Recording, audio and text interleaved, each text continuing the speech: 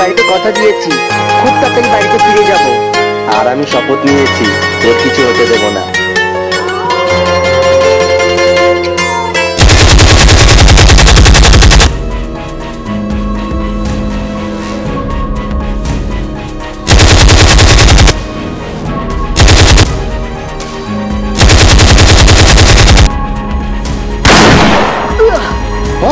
ভাই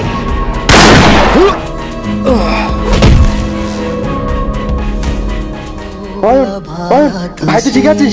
হ্যাঁ ভাই আমি ঠিক আছি, গুলিটা আমার কাজ ছুঁয়ে বেরিয়ে গেছে। চল ভাই, আমি তোকে মেডিকেল ক্যাম্পে নিয়ে যাচ্ছি।